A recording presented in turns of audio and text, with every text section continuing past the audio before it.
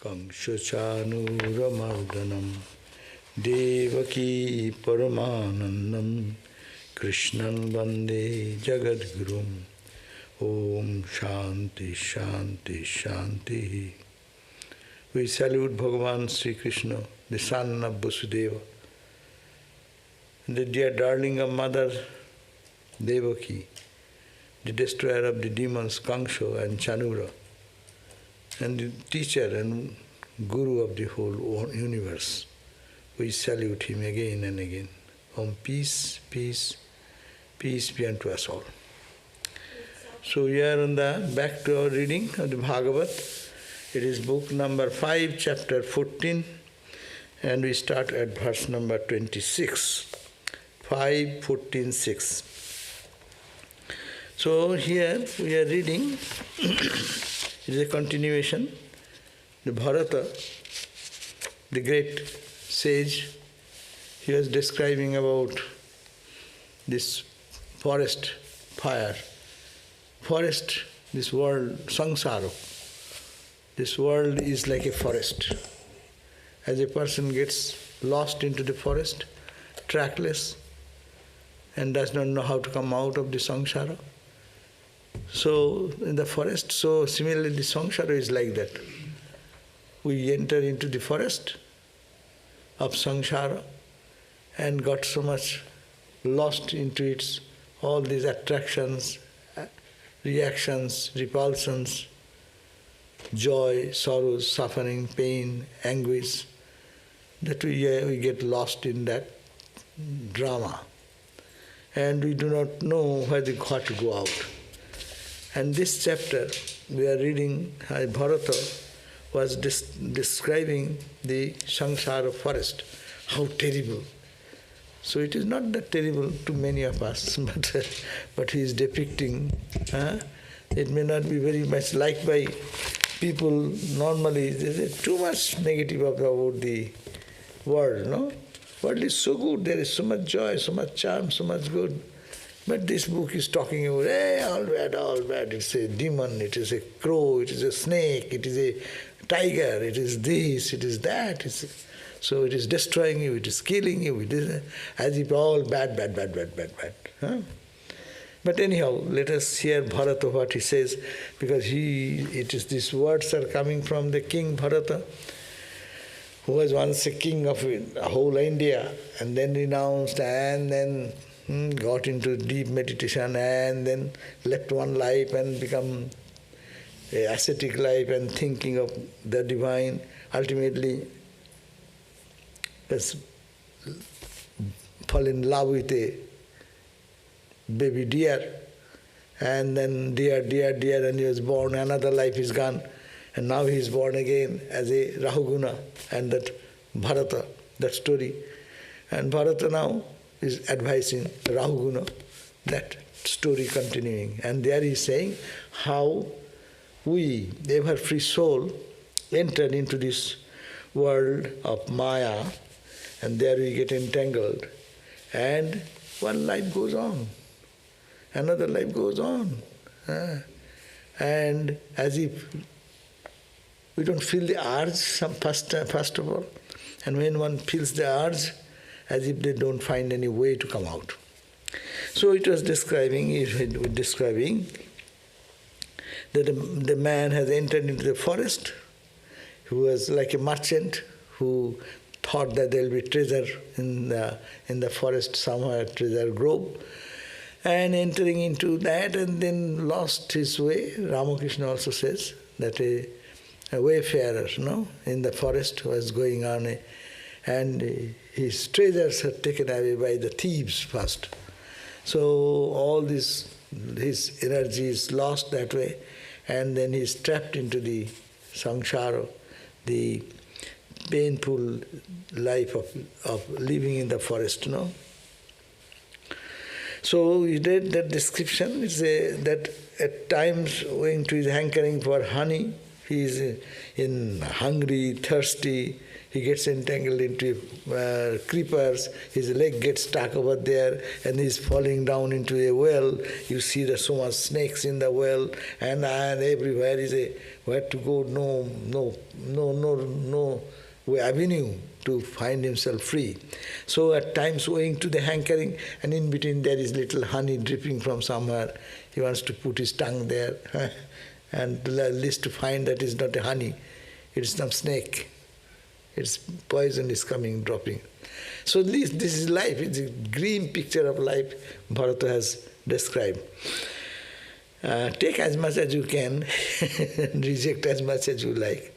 But the inspiration is for analyzing the life very deeply.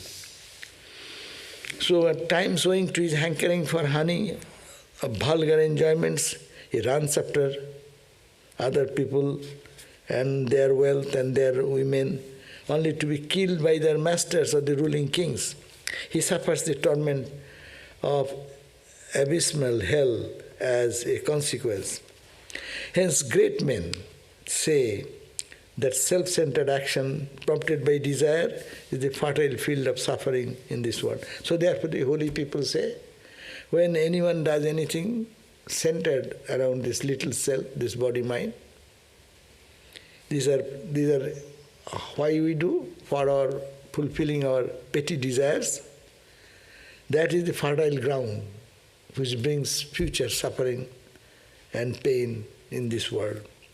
Perhaps he is now free from trammels of poverty because of someone's wealth that has come to him. Immediately someone comes to rob his wealth, and another person turns and deprives that person to take their wealth, like that wealth flies from one hand to another, no? Say someone's money, bank balance is little less, someone gives some big chunk of gift, and it goes to his account. And someone, now in the days of computer, the hacking this and that, gets into account and withdraws the money. So that is the way. You collect the money with so much trouble, it goes into your account to the another account to the another account. So this is all the play going on, and you are becoming rich or you are becoming poor. So this is the play of Maya going on. Thus wealth flies from hand to the other hand, unending. Sometimes unable to protect himself from various natural visitations like storm, cold, etc., and from suffering originating in mental and physical disturbances, he loses himself in the sorrow of worrying thoughts that have no end. What will happen? Now what will happen? So every time we face some natural calamities, fire, mudslide, the riot, bombing, one country attacking another country. So what will happen? What will happen? Anxieties, another thing, it drowns us into the world. So it's creating many minor things in life, what happens, how it is all painful, is depicting that idea. It is said by Bharata. Now 26th verse, we start here. Sometimes in the course of financial dealing with others, a man tries to deceive his opposite numbers of at least a little of their wealth, leading thereby to mutual hatred and quarrel. No? Two friends, good friends, doing joint business. And then selfishness comes. One steals the money, misuses this. So that creates the hatred and suffering for each other. Quarrel, hatred. So all attraction for money, Ramakrishna coined the very beautiful word, two things. No? He said, Kama Kanchan, your lust and your gold. No?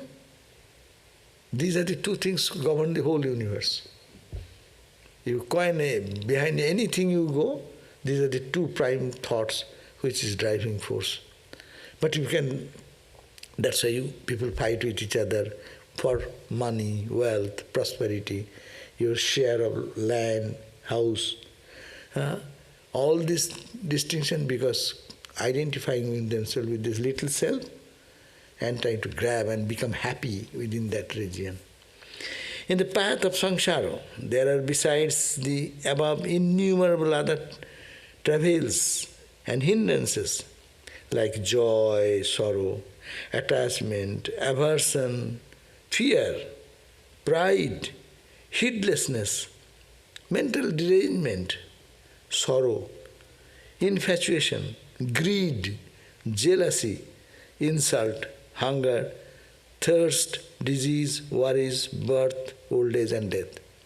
So, in the samsara one enters, we think our world is so beautiful, so fun, you know, full of fun and joy, no? But it actually, the backside of it, these are all following one after another. You enjoy a little bit, roge, bhoge, rogo bhayam. You enjoy something, and then disease follow, too much. You have sastha, health, you have fear of losing the health, you have money, you have the fear of taxation or robbing. Nowadays, we don't hear that much robbing because bank, all money goes to the bank. But otherwise, previously people used to be robbed in the home. So, you have money, there is a fear of losing that, stealing that, or your taxation is so high, you get so much money, and tax money take away so much part of it. So, losing everything you gain, there is a fear of loss. Jealousy is there, insult, everything is going on. Someone insulted you in such a harsh language, and your all joy is gone. Hunger, thirst, disease, worries, birth, then growth, death, it's all cycle one after another. So that is the path of samsara. This, no one can avoid this. But we don't look at this world and our life that way. We have some other attitude to see, not attitude, spontaneous hope. This is nothing, that something good is coming, something better is coming all the time. But good and bad in the material world is just fictitious thing. It comes and goes. There is nothing permanent. Sometimes that ignorant individual, jiva, caught in the embrace of a cripple-like arm of a woman or man who is nothing but the embodiment of Lord's deluding power, becomes devoid of discriminative power. So, when you fall fascinated with individually in that type of sensual joy or something, they forget about their higher values and things. Deluding power of Maya, discriminating power is lost. He is a mad pursuit of a home to live. They are become completely taken up by the sweet words of loving relationship, etc., etc. Wife, son, daughter, etc. sink into the dense depth of ignorance. There is no time. Look at that. When there is a person, after how much labor one does to get higher education, to get a good position of job, and then immediately to marry. And then after marriage, okay, good, then you have some child. Okay, then child, no time. Child takes away so much energy and time. And taking care of the child and then office and this and that. Oh my God, what a terrible... The child will be little adult, then we will be free. Then child becomes adult. Then adult, that adult children don't listen to mom and dad. And then after that, anyhow, children are now gone. But by that time they become old. They become, they have their own family, I am sick, nobody, mom is alone or dad is alone. To go to hospital, there is nobody. Some families we see here. And there's son and capable children are there. Maybe 2, 3. They're a doctor, they're engineer, they're this. But they have their own family. They have their own children and family they have to look after. So who looks after them? So then you suffer and suffer and suffer, no? So whole life, then grandson comes. Then grandfather has a responsibility, goes to the grandson to take care of the grandson.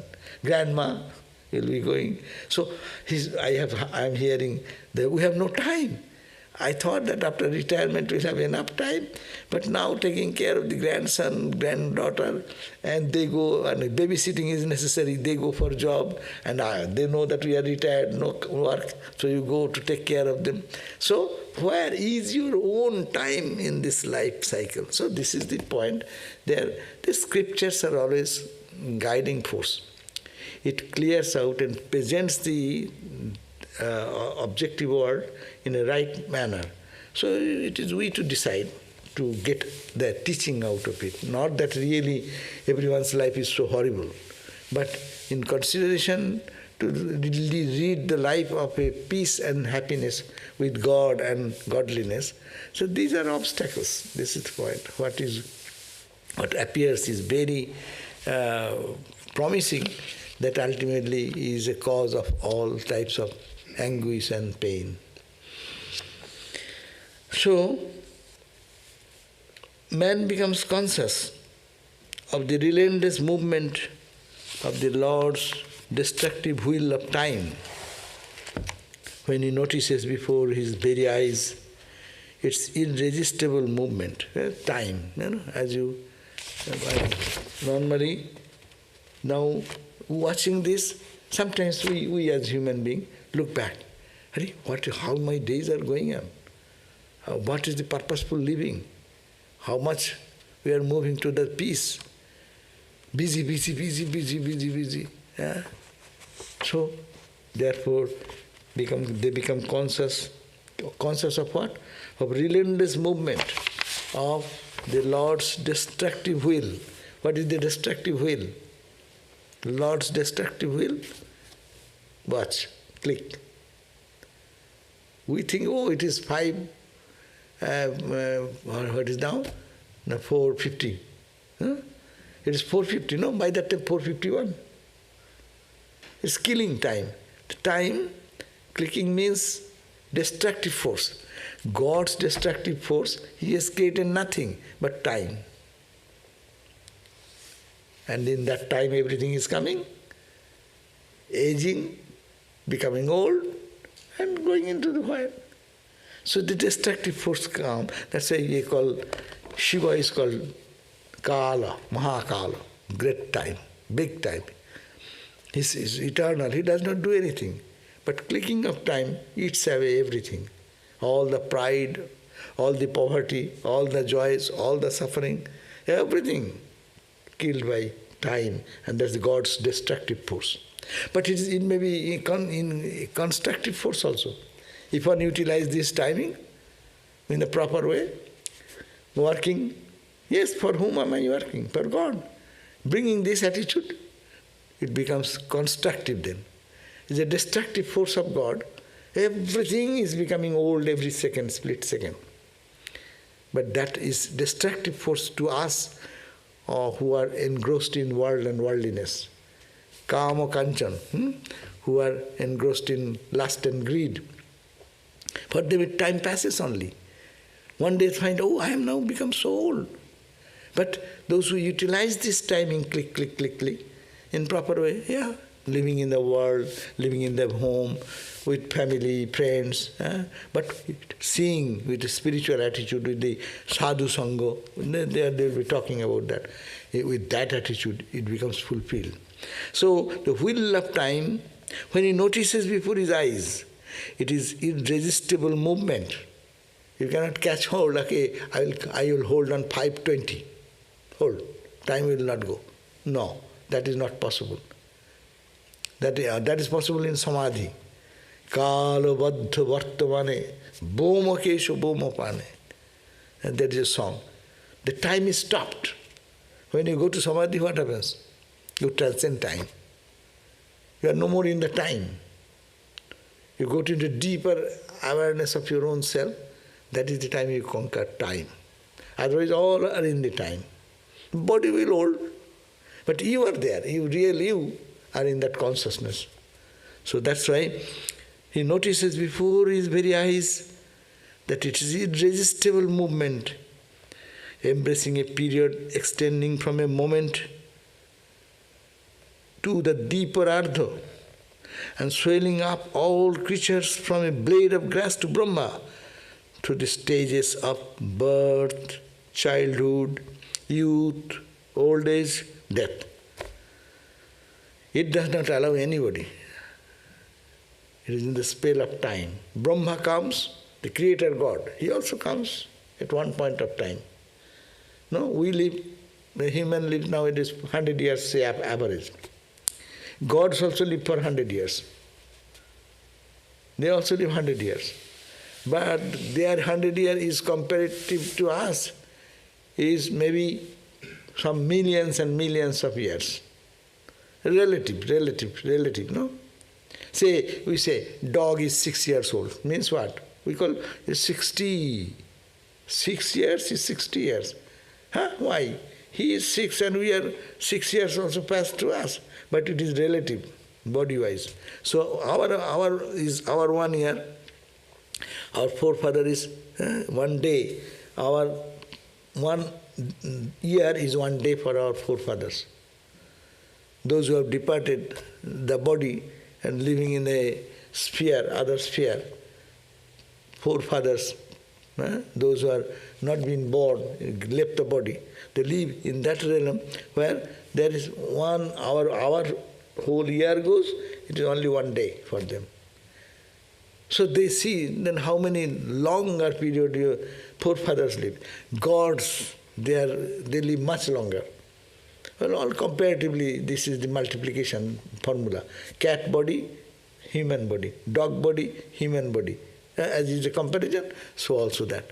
So he says, whether it's a blade of grass, you put a blade of grass, the grass is just put, water it, it grows, it stays for some time, and one day it dies. So human body is born, it goes to the changes, one day dies. A big banyan tree, it is born even then, it is in time it comes, it grows, and one time it will not be here. The sun is sun.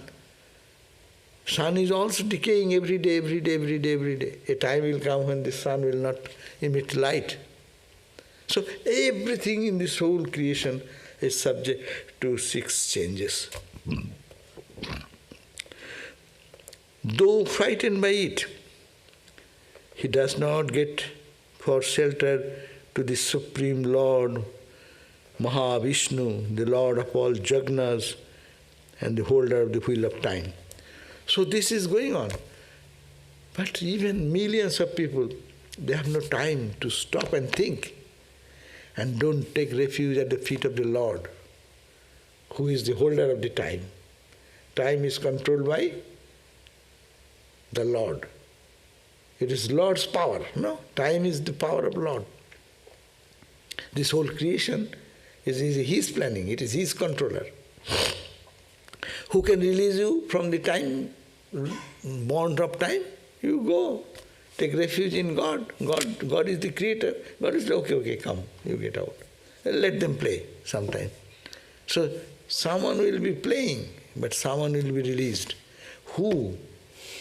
It is who wants God. But who does not want God? He will have to be in the wheel of birth and death. No exception. Whether you be a God or angel, or you be a man or a subhuman, or a cat or a dog or a blade of grass, he is in the wheel of birth and death, unless we take shelter at the feet of the Lord, who is the controller of great time. In time everything comes, but He is the controller. His time, He has managed it. That's called time-space causation. Modern scientific term is everything is in the creation. Time, space and causation. That's called Maya. What is Maya? Time, space and causation. So this time is the killing force. But in time, watching all this play of the time, we can hold at the feet of the Lord, who is the master of the time. So, but people don't do that. Who is the Lord of all these spiritual practices? No, he gives the boon. Jagna. Jagna means the sacrificial fire.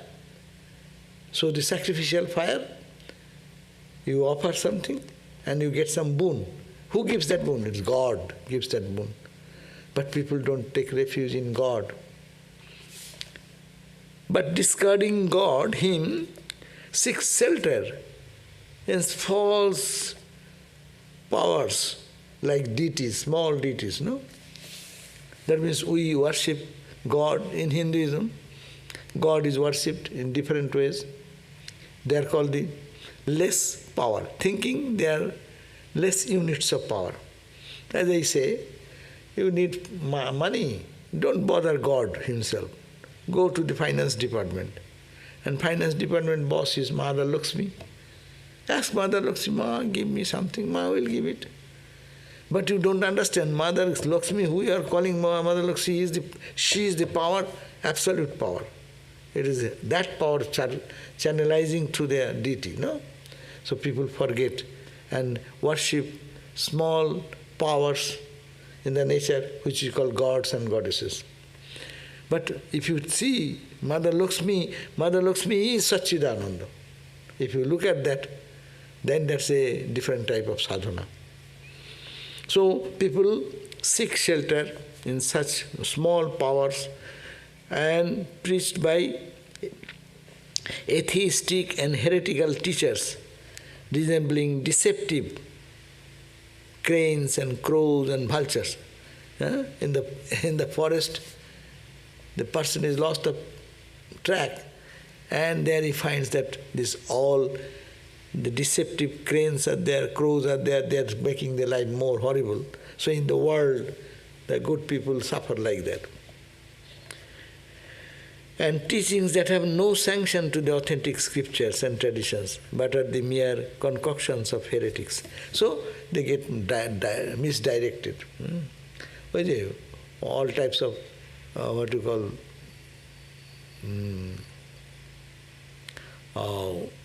miraculous things and others, forgetting miracle can give you temporary relief.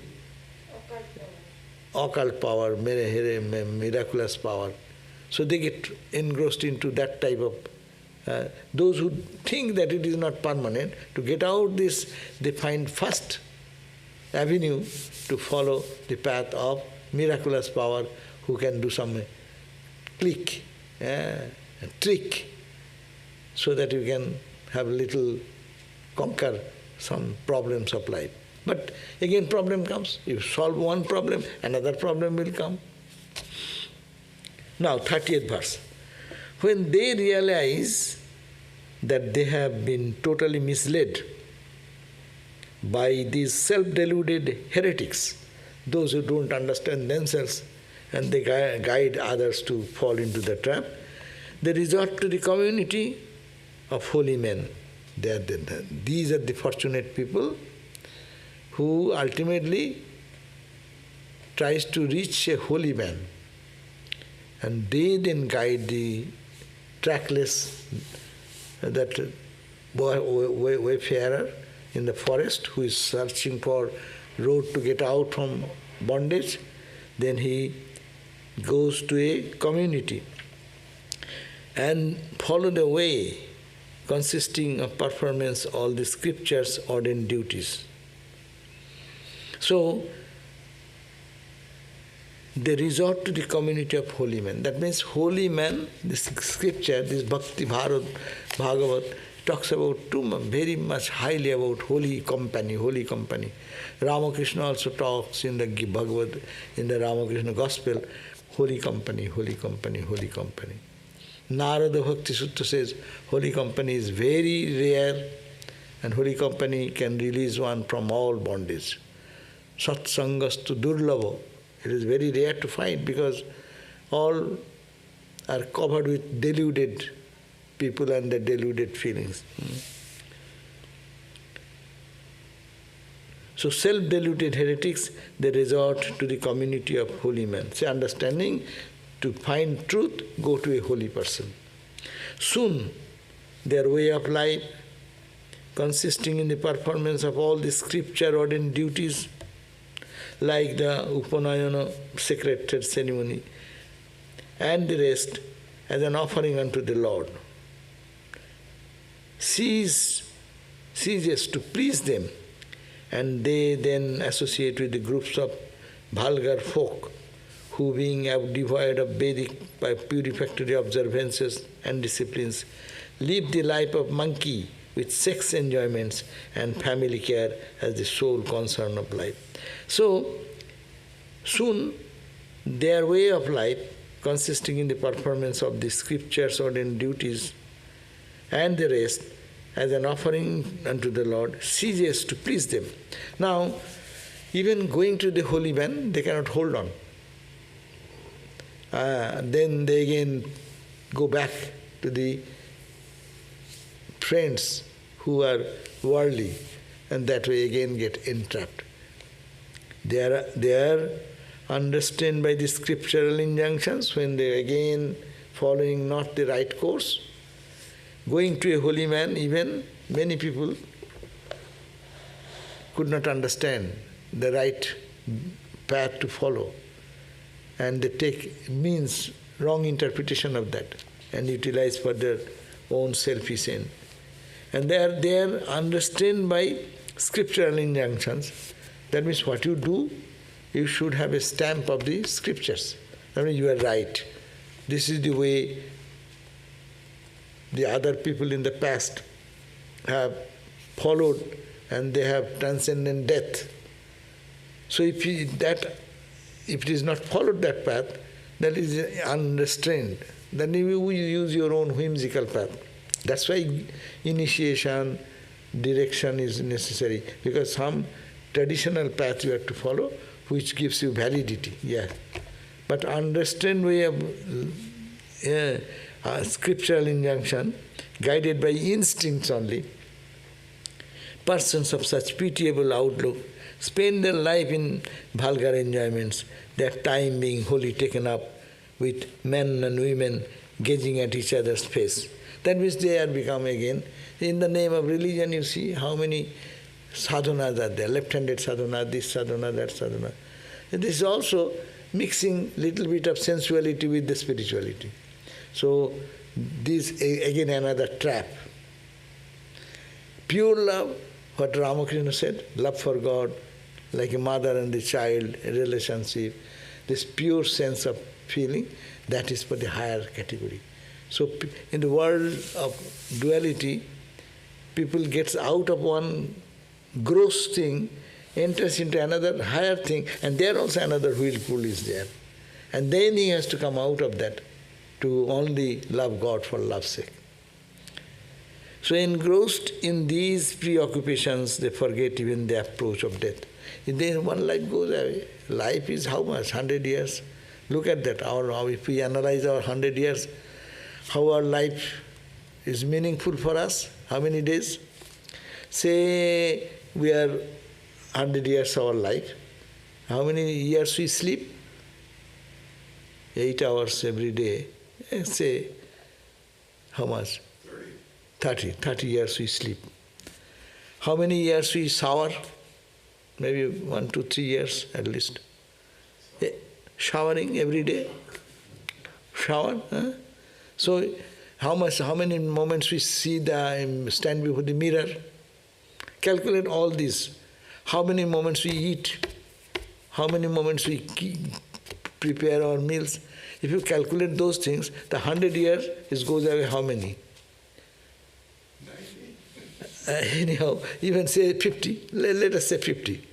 And 50% of the time, now in that 50%, this is the energy we use it.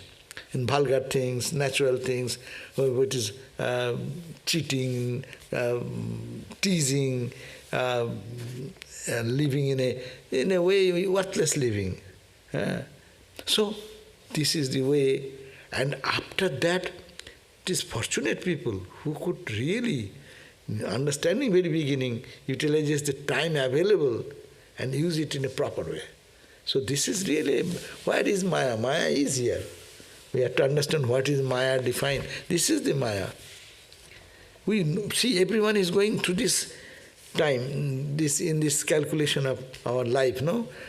Sleep, rest, talking, reading newspaper, all the news, garbage of the news of the world, and talking. You supporting one party, I support another party. You love one football team, I like another football team. Oh, good, it's nothing bad. But look at the life. Our lifespan is 100 years. How it is swept away. We are not aware of it. Only little time is left for thinking of yourself. And that time also people get confused what to think, what not to think, what to do, what not to do. No? So this is the play of Maya, and to get out of Maya, we'll have to hold the feet of the Lord who is Maya, Ishar, who is the Lord of Maya. So, an individual soul forget all these intricacies of things, then get engaged in the enjoyments. Enjoyments are not bad. Bad because it makes you bring again in the whirlpool of life. Good it is if you are free from all entanglement. If it is not, then it is a bondage. That's why it is vulgar. That's why I am saying this book, what it says, very strong words, but strong words to be understood in the right spirit. Otherwise this book will be meaningless. It is not vulgar. People get enjoyment. Why not? Enjoyment, you should have enjoyment. But forgetting God, only enjoyment, it only brings the ruin. If you can put God and enjoy, then it becomes love of God. You can see the beauty through the eyes. It is God's beauty. So it is an enjoyment. You look at the vast sky, beauty of the sky. There you can see the spark of joy. In the full moon night now, no? A full moon night, look at the moon. It's joy. But you have to see it is whose joy? Whose light is shining to the moon? Whose light is shining to the sun? But we see the sun, moon, enjoy them, minus God. Therefore, it becomes an entanglement again. So, at times, like a monkey on the branches of a tree, monkey what does? In a tree, he jumps here and there and there. A worldly-minded man lives merrily. Those are very much into the world, not thinking of God or divine or any pure life. They live merrily in home, which is only a place of vulgar enjoyment, and spend his days in extreme attachment for this family and friends and in sexual frivolities. So it is like a monkey sitting on the branch. What he does? He hops there and gets into another fruit or something, and then hopping there and hopping there and hopping there. That is the way the monkey lives. Our monkey mind also lives in this way. Worse. Yeah. Our mind, we do not know how many times it jumps in a split second, in how many areas it goes. So, caught in the way of samsara. This is we are caught into the trap of this. Samsara means this world, no? He is now frightened by the sight of elephant of death. Now, by that time passes, youth passes quickly. Ask to any young person, they are busy. Where is that time? I'll have to go to this friend, I'll have to have this party today, this party, tomorrow that party, this party, that party, that party. And the time, click, goes away. And one day you find that we have become old. So he sights like an elephant approaching, it's like a death, and falls into the dark mountain cavern of disease. And what happens? How death comes in our life? Notice. God sends notice. Hey, exit this house. You are renting the house a long time. So get out. Well, there is a story that one person, when the death came, he said, "What this business? You are here and you have to give me notice. Before you are just coming now, get out, come with me with the hell or death. Death has come."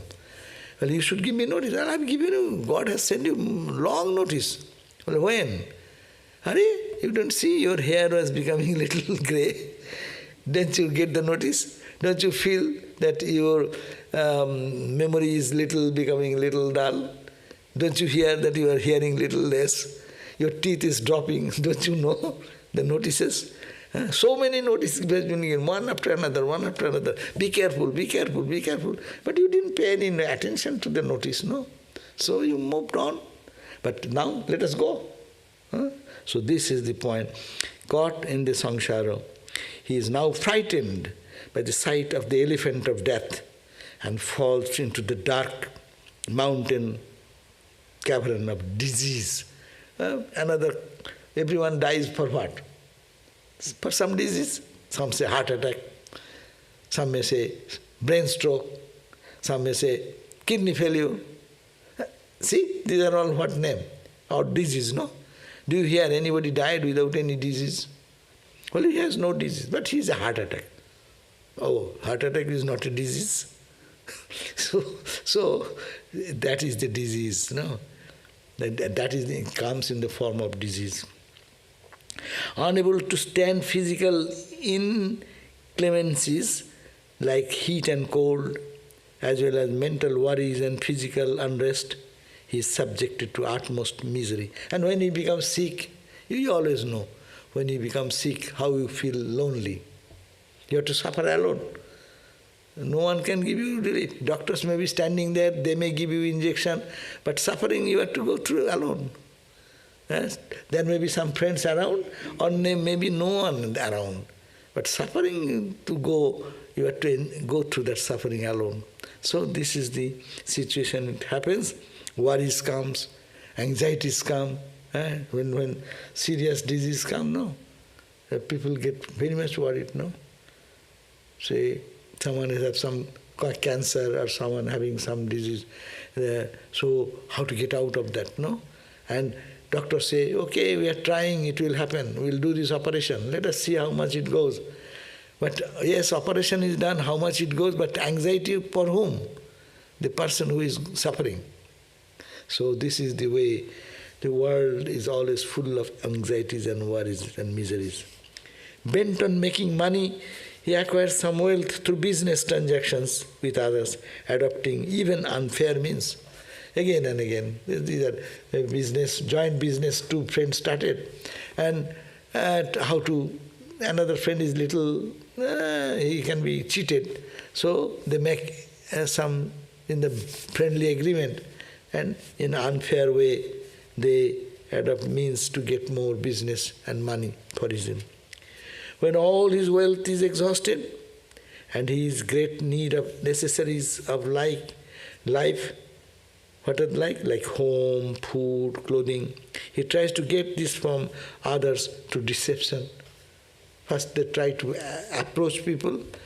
I am in difficulty, could you give me? But who is there in the world to give you? You say, okay. So if you don't give, then I try some deceptive ways to get money. Being exposed, that person has to stand in insult heaped on him by the owners, no? So, even in the dire necessity, one does some money, asks for some money, he does not get it, he tries to deceptive ways, and then deception exposed, then he gets into fraud, and then fraud has its punishment, it goes into society. Though thus inimical to others because of greed for wealth, he, nonetheless, owing to his long cultivated habit, enters into marriage alliances with those very people only to break them very soon. Sometimes it happens. In poor countries it happens. When there is a dowry, there is a dowry system in marriage. So they are poor family. They are going through utmost suffering. But they have a son. They get the son married. And they get him married, and then what will happen? The girl's parents will give some dowry. With that hope, they get married, putting the son to marriage. And what future is coming? More suffering and more suffering and more suffering. So these are all realities. If you meticulously watch life, then you will find how much suffering and how much joy, how much pleasure and how much pain. In the course of their travel along the path of this samsara, facing various dangers and obstacles, the men who die are left behind. No? In our journey, how many people left us by this time? So many sadhus, so many college friends. Go to the KG kindergarten class. Remember, from kindergarten class to today, till today, how many friends came in our life? Who were there? Some of them died. So, in the journey, those who make friendship and things, so they left behind. So, some of them facing various dangers and obstacles. The men who die are left behind, and then we walk with whom? Newcomers, new friends, new entries, new entrants, new children come. We spend so much joyfully with them. We are joyful them, but they are following our path again. They have got the entry to suffer like us. So this is the point. Those who die, let them die. But we get new friendship. So this is life. We forget them. And this is natural. But we get new friends again. The men who die are left behind. Others walk on those who are born in the meantime. They trudge on, sorrowing, bungling, fearing, arguing, crying, singing and dying. But never they turn towards or reach their source, the Lord, from whom this caravan started. Only a few devotees do so. So all these difficulties coming one after another, but people have no sense to go back to God. But they move on into the caravan of journey of life. Huh? Is it factual, or is it something too much they are talking about? It is factual, yeah. But to understand it and to accept it is very difficult. This is reality of life. If we look at the reality of life, this is the thing happening. And we don't analyze, we don't judge that way, we don't take it seriously in that way. Even great kings, they never attain to jnana and bhakti, the fruits of spiritual striving, which holy men establish in universal love, self-control and peace again. This life's journey goes on. We get entangled into this one after another, one thing after another, and keeps us busy. Every day goes away. How the day goes away, you do not know. One problem, another problem, this, and 24 hours is gone. So, in this process of journey, these ordinary people do not attain jnana or bhakti, no knowledge, no devotion, the fruits of spiritual striving, which holy men establish in universal love. The holy man tells us to be established in universal love, self-control, peace. People don't take that path. Neither they attain to jnana and bhakti, but they move in the caravan journey together in the world of journey. Some friends whom we lived with, born with, they die. We don't care, cry one few days, then forget them. And new friends come in our life, we move on. And another goes on. But we never think, pause a moment to think, what is going on? Who is the permanent in this impermanent world? God, the reality. Follow the path of the holy people. We forget that. Even great kings who are world conquerors, far famed for the great jagnas they have performed, do not attain to it. No? The great kings, those who have conquered several countries, and then they, named for their great power and pomp and power, do not attain to this knowledge. For being at bitter feud with other owing to their intense sense possessiveness, they in the end abandon those very positions and lie dead in the field of battle. They go on fighting, attacking another country, conquering another country, and in the feud, in the early days, they used to fight. The kings used to fight. But nowadays, kings sit in their protective area. Other people fight, and it is their problem. They are killed. Ordinary soldiers are killed. Even robotic thing is going on, so no one has the problem. Robots will be killed, no man. But one day they die in the field of life. 41. Holding on to the kripa of prarabdha, as we are all moving on, because of the impulse of our past life, prarabdha, they may get released from the hell into which they are consigned. But they soon return only to join the band of travelers on the road of samsara once again. So anyhow, after this experience, when we die, what happens? Our experience is not yet, though we went through the experience, but we do not learn. People say, you go through the experience, but many people learn, many people don't learn. They do the same mistake. So we come back again to join in this caravan of journey of the life of this world and worldliness, being charmed with it, forget God. And another life starts, life after life. That's why it is said 84 million births, the human birth comes. To join the band of travelers and road of samsara once again. The same is the fate of the denizens of higher worlds, like that of Indra.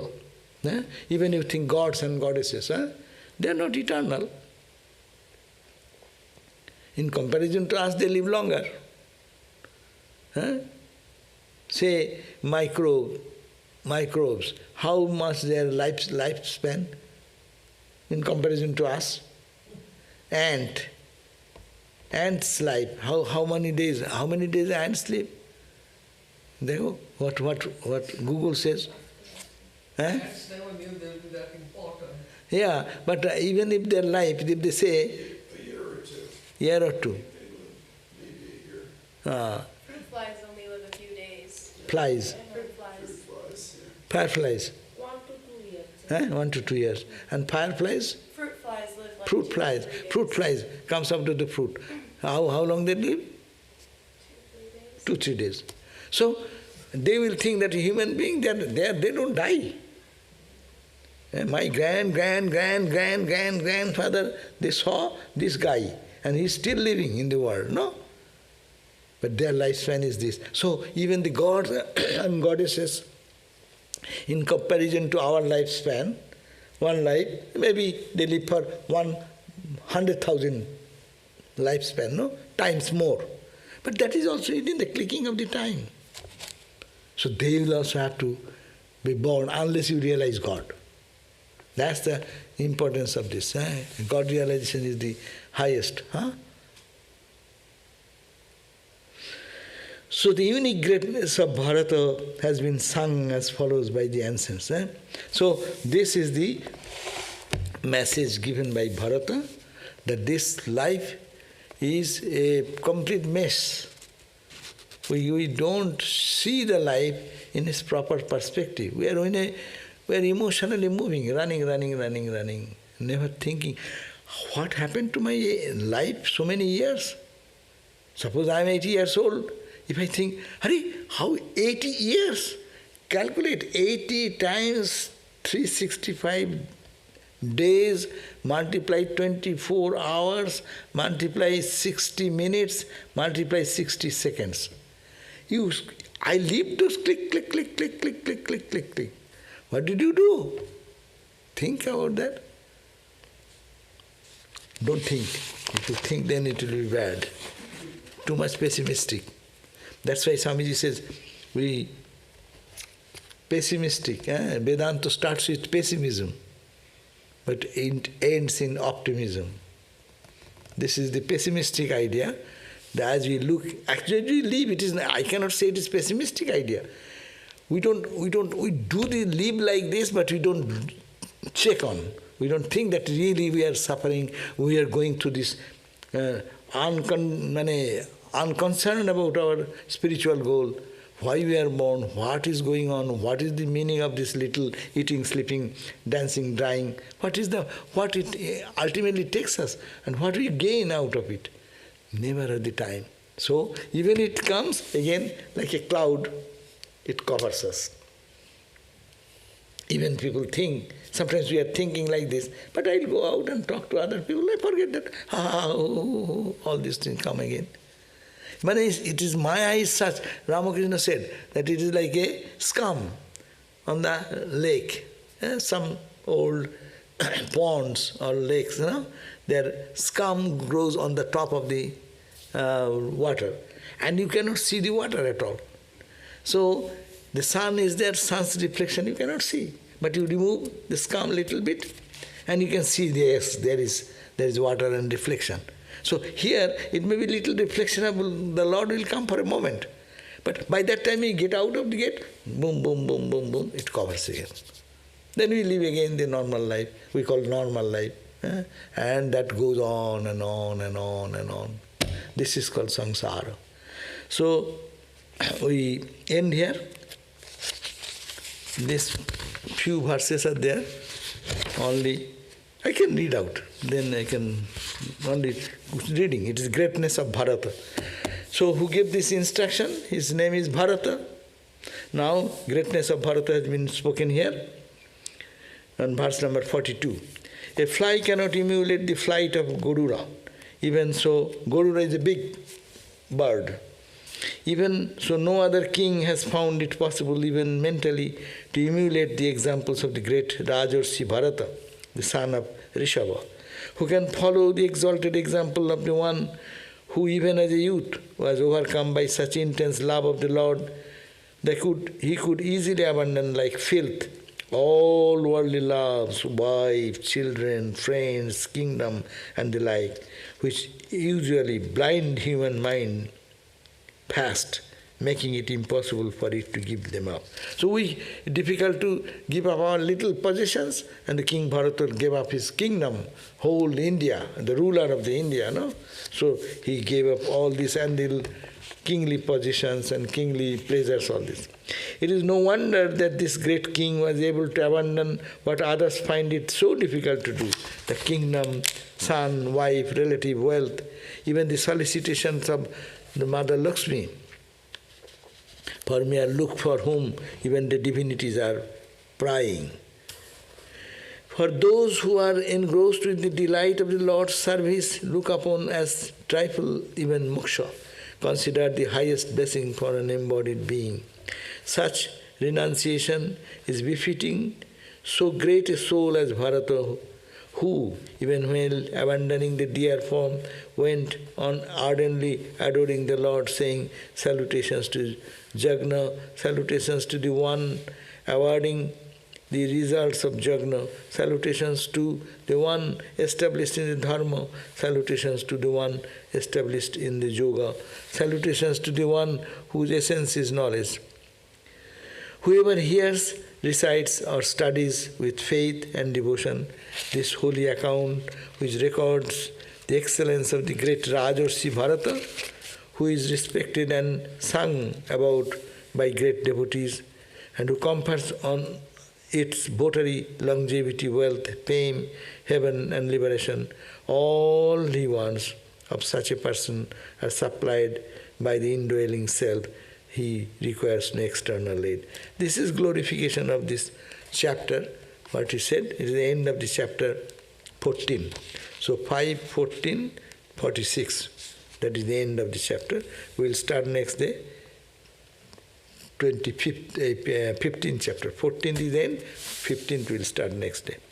So what it says is the glory of Bharata, who has such great renunciation, who gave up all his possession, wealth and everything, and went to a recluse life and stepped into the abandoning all attractions of the world, just stepped into the thinking of the Lord and got this wisdom and gave this wisdom to us.